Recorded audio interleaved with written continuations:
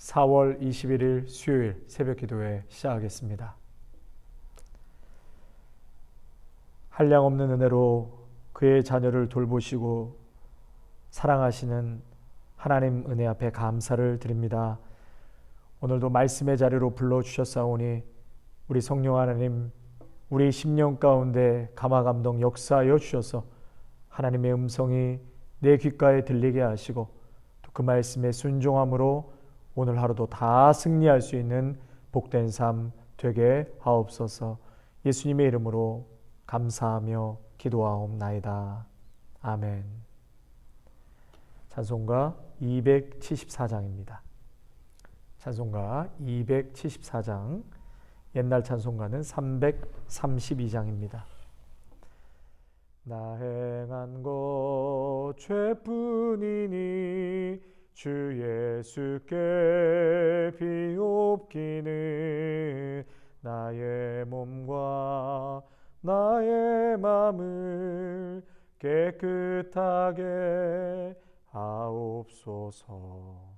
물 가지고 날 씻든지 불 가지고 태우든지 내 안과 밖 다 닦으사 내 모든 죄 멸하소서.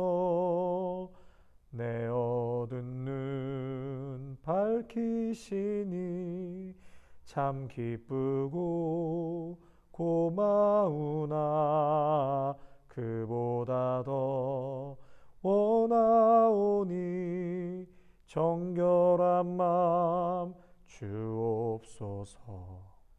물 가지고 날 씻든지 불 가지고 태우든지 내 안과 밖 다 닦으사 내 모든 죄 멸하소서.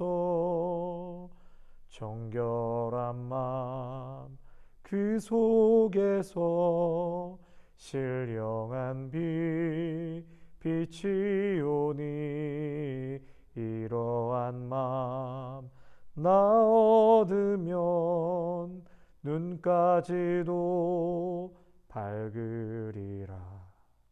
물 가지고 날 씻든지 불 가지고 태우든지 내 안과 밖 다 닦으사 내 모든 죄 멸하소서.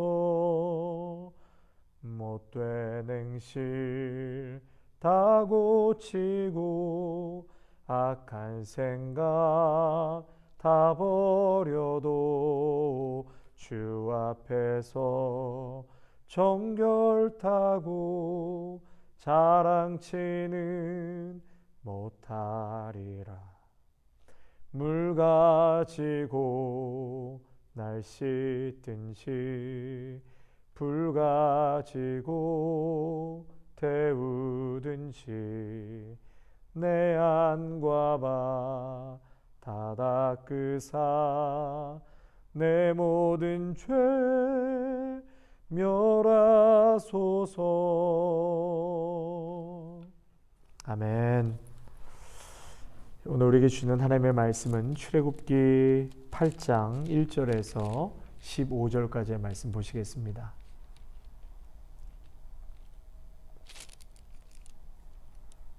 출애굽기 8장 1절에서 15절까지의 말씀, 제가 하나님의 말씀 봉독하겠습니다. 여호와께서 모세에게 이르시되 너는 바로에게 가서 그에게 이르기를 여호와의 말씀에 내 백성을 보내라. 그들이 나를 섬길 것이니라. 내가 만일 보내기를 거절하면 내가 개구리로 너의 온 땅을 치리라.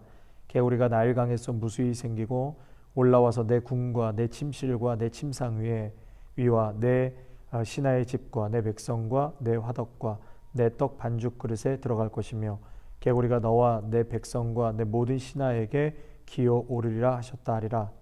여호와께서 모세에게 이르시되 아론에게 명령하기를 내 지팡이를 잡고 내 팔을 강들과 운하들과 못 위에 펴서 개구리들이 애굽 땅에 올라오게 하라 할지니라.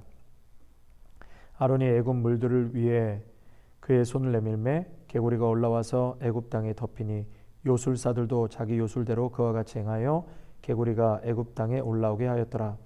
바로가 모세와 아론을 불러 이르되 여호와께 구하여 나와 내 백성에게서 개구리를 떠나게 하라. 내가 이 백성을 보내리니 그들이 여호와께 제사를 드릴 것이니라.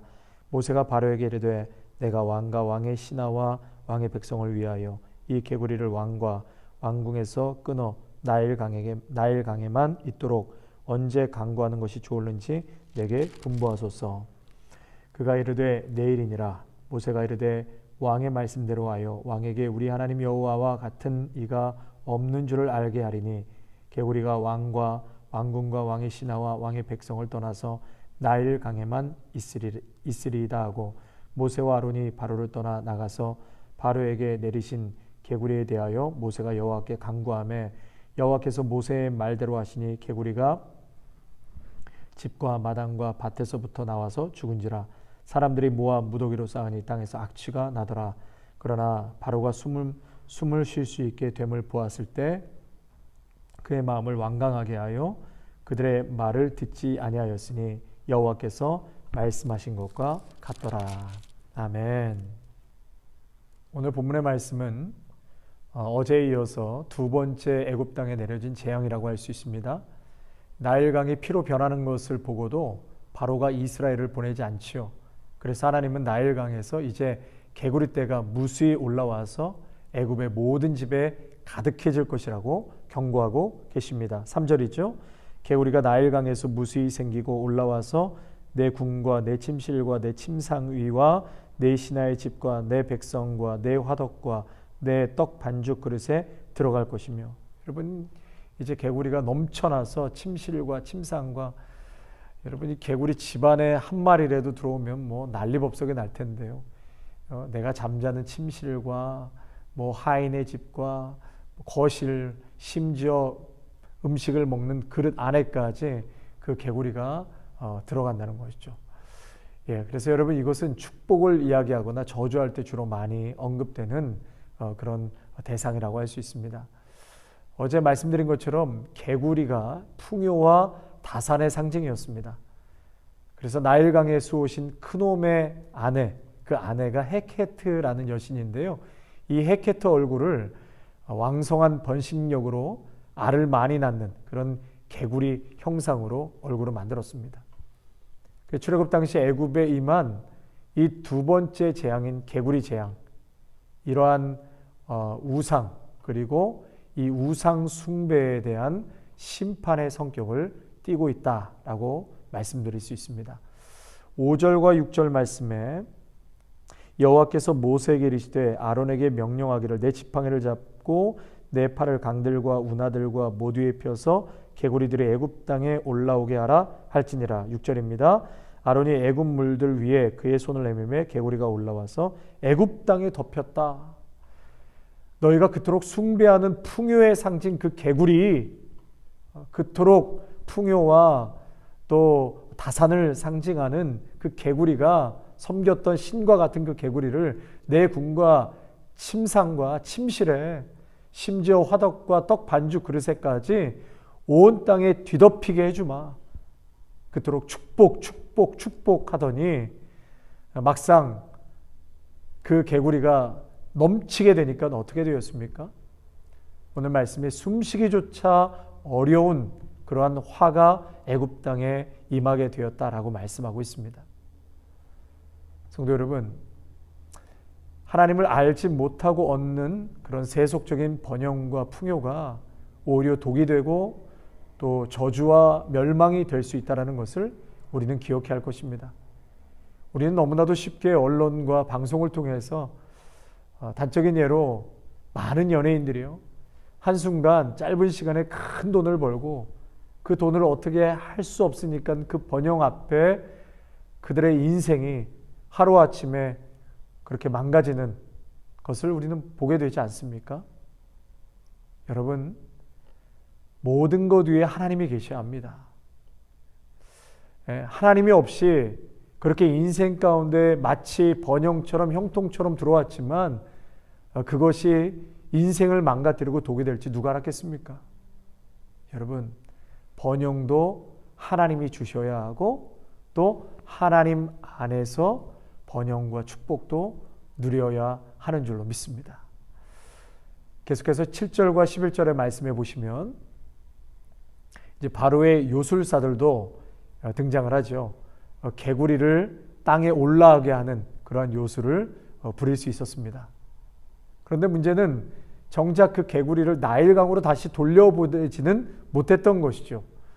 결국은 바로는 이 모세와 아론에게 이스라엘 백성을 보내 이제 제사를 드릴 수 있게 해주겠다고 약속합니다. 하나님은 온 땅을 개구리로 덮으실 수도 있고 또 나일강에만 머물게 할 수도 있는 이 땅의 주권자이십니다.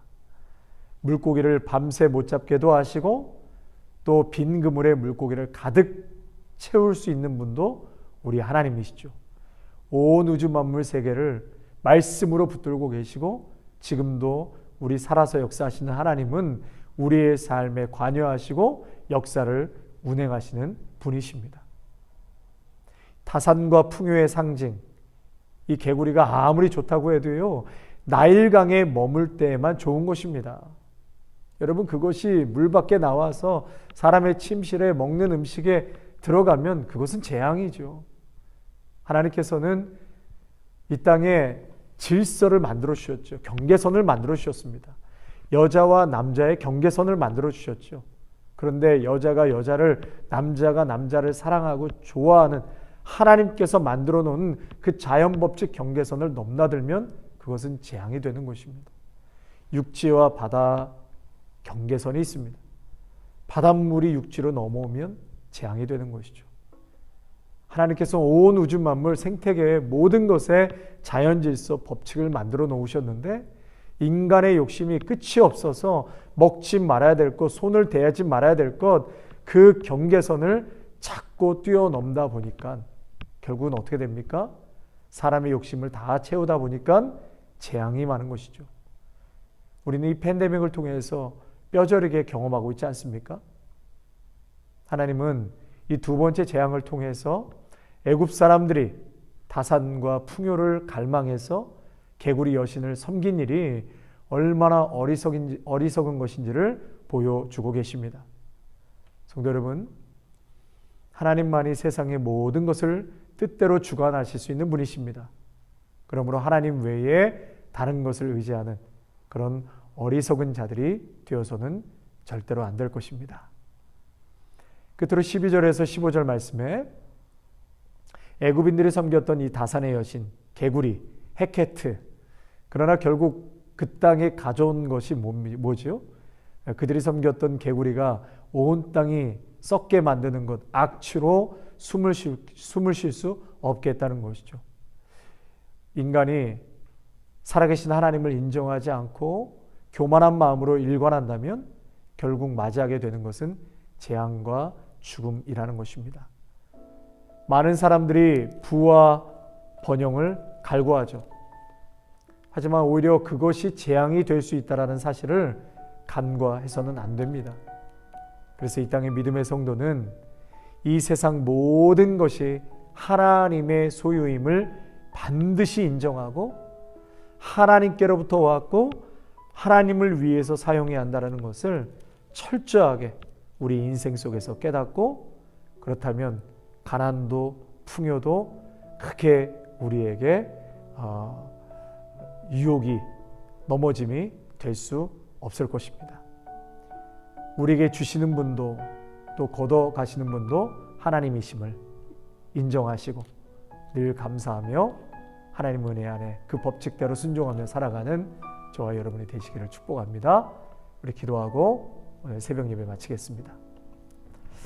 하나님 아버지, 오늘 두 번째 애굽 땅에 내려진 그 재앙을 통하여서 얼마나 당시에 이 개구리를 우상으로 섬기고 그것을 통하여서 풍요와 다산을 얻고자 했던 인간의 탐욕과 욕망을 보게 됩니다. 살아서 역사하신 하나님께서는 그 우상과 우상 숭배를 하나님 다 소멸하실 뿐만 아니라 그것을 통치하시고 다스리시는 분은 살아계신 하나님이라는 것을 애굽 땅과 온 열방이 깨닫기를 원하고 계신 줄 압니다. 아버지 하나님, 이 말씀을 통하여서 결단코 물질과 세상의 것에 마음 빼앗겨 살아가지 않게 하시고, 하나님 주신 자도 하나님이시오, 걷어가시는 분도 하나님이시오, 우리가 가난하게 돼도 또한 풍요를 얻는 자리에 있다 할지라도 모든 것이 하나님께로부터 나왔음을 늘 기억하여서 주님 뜻대로 살아갈 수 있는 우리들의 삶이 되게 하여 주시옵소서. 우리 하나님께서 만들어 놓으신 귀한 경계선이 있습니다. 자연 질서, 법칙이 있습니다. 하나님, 인간의 욕망과 탐욕으로 그 경계선을 절대로 넘나들지 않도록 하나님의 말씀에 깨어있게 하여 주시고 순종할 수 있는 믿음의 성도들로 축복하여 주시옵소서.